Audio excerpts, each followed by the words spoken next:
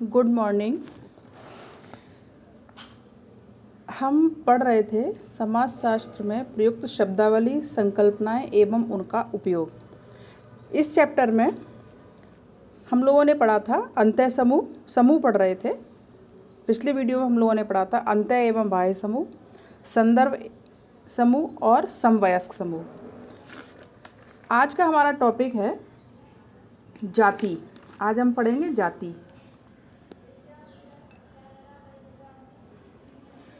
देखिए, जाति से मतलब है किसी हम विशेष जाति में जन्म लेते हैं और उसी के हम सदस्य होते हैं। जीवन पर्यंत हम उसी के सदस्य रहते हैं। जाति क्या है? सामाजिक स्तरीकरण का एक रूप जाति व्यवस्था है। इस व्यवस्था में व्यक्ति की स्थिति जन्म से ही निश्चित हो जाती है। परंपरागत भारतीय समाज में विभिन्न जातियां सामाजिक श्रेष्ठता की अधिक्रम बनाती हैं। जाति व्यवस्था में सभी स्थानों एवं अन्य के संदर्भ में शुद्धता एवं अपवित्रता के आधार पर निर्धारित होते हैं।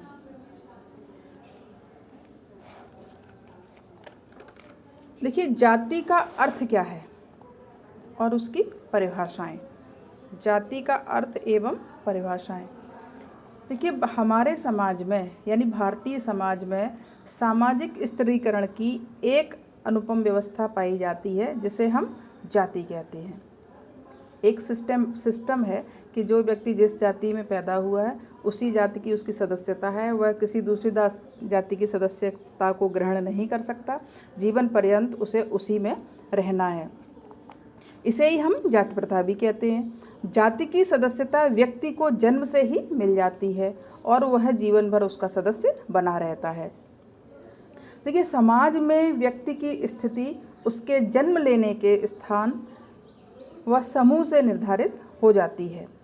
जाति भी व्यक्तियों को एक तरह का समूह ही है। जाति कुछ विशिष्ट सांस्कृतिक प्रतिमानों को मानने वाला समूह है। इस समूह के सदस्य अन्य किसी समूह के सदस्य नहीं हो सकते और न ही कोई बाहर के सदस्य इस समूह के सदस्य हो सकते हैं। यानी जो जिस जाति में है वही उस समूह का सदस्य है। दूसरे समूह के सदस्य उसके सदस्य नहीं बन सकते हैं।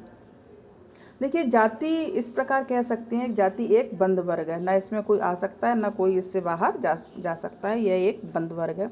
जाति शब्द अंग्रेजी के कास्ट शब्द से उत्पन्न हुआ है, जिसको पुर्तगाली भाषा में कास्टा शब्द से ये बना है, जिसका शाब्दिक अर्थ है नस्ल। नस्ल यानी प्रजाति या भेद। इस शब्द का प्रयोग सर्वप्रथम 1565 ईस्वी में गार्सिया डी ओरेटा ने इसका प्रयोग किया था। यहाँ कुछ देखिए, इसकी कुछ डेफिनेशन दी हुई है। देखिए, मजूमदार लिखते हैं जाति एक बंद वर्ग है। चार्ल्स लिखते हैं कि जब एक वर्ग आनुवंशिक होता है तब हम उसे जाति कहते हैं, यानी वंशानुगत है ये। इधर देखिए, मुझे दत्त की परिभाषा भी अच्छी लगी। एक जाति के सदस्य जाति के बाहर विवाह नहीं कर सकते। उन पर बाउंडेशन होती है। उनको अपनी जाति के अंदर ही उन्हें शादी वगैरह करनी रहती हैं। अनेक जातियों में कुछ निश्चित व्यवसाय हैं। मनुष्य की जाति का निर्णय जन्म से होता है। जाति के अपने व्यवसाय भी रहते हैं, धंधे भी रहते हैं। जो पिता कर रहा है वही पुत्र करेगा, पुत्र के बाद उसका पुत्र करेगा। इस तरह उनके व्यवसाय निश्चित रहते हैं। अब जाति की विशेषताएं क्या हैं?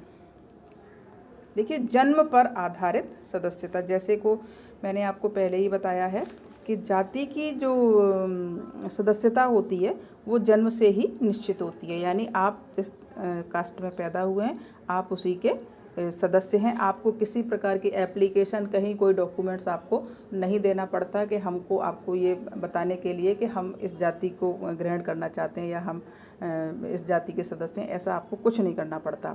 पेशों की निश्चितता। प्रत्येक जाति के पेशे और व्यवसाय पूर्व निश्चित होते हैं। यानी हर एक जाति का, जैसे धोबी है वो अपने कपड़ों को वॉश करना है, लोहार है वो लोहे का काम करेगा, चर्मकार है वो चमड़े का काम करेगा, तो उनके अपने पेशे निश्चित हैं।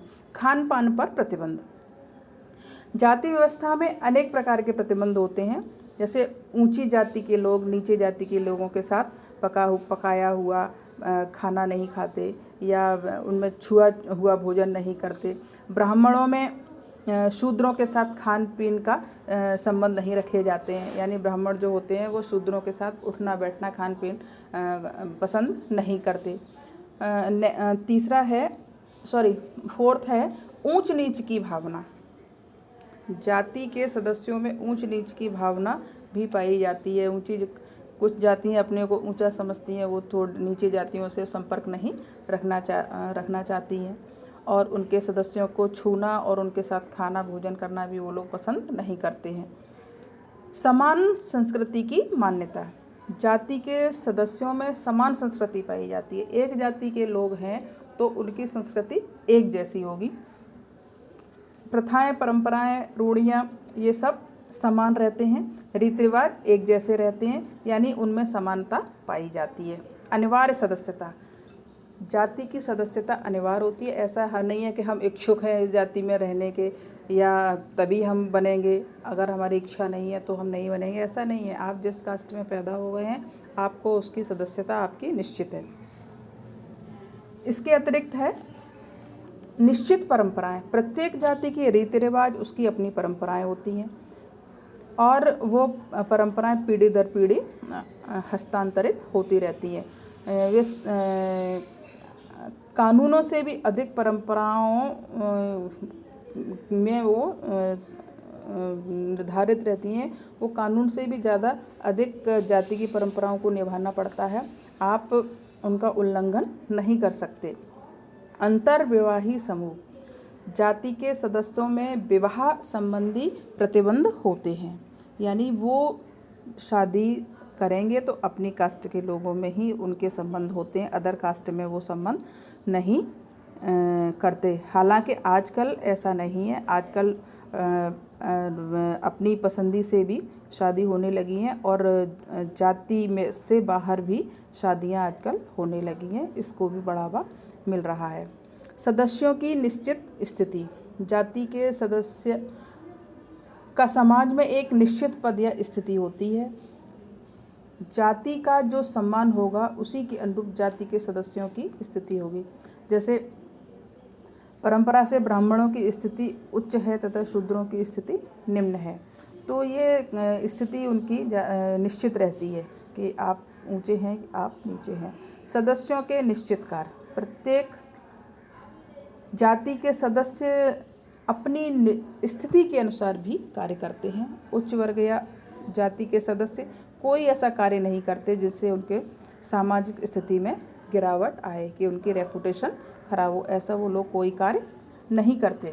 तथा निम्न जाति के सदस्य कोई उच्च कार्य नहीं कर सकते, किंतु आधुनिक युग में ऐसा नहीं हो रहा है। अब व्यक्ति अपनी पसंदी से अपने पेशे का चयन कर सकता है और वह उसको अपना सकता है। सामाजिक संबंधों का अभाव। एक जाति के सदस्य केवल अपनी जाति में खान पान, विवाह आदि के संबंध स्थापित करते हैं।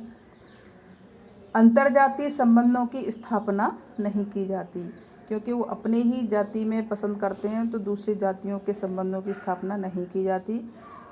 अतः विभिन्न जातियों के बीच सामाजिक संबंधों का अभाव पाया जाता है, परंतु अब ये विशेषता समाप्त हो गई है। औद्योगिकरण, नागरीकरण, पाश्चात्य संस्कृति ने इन सभी को प्रभावित किया है।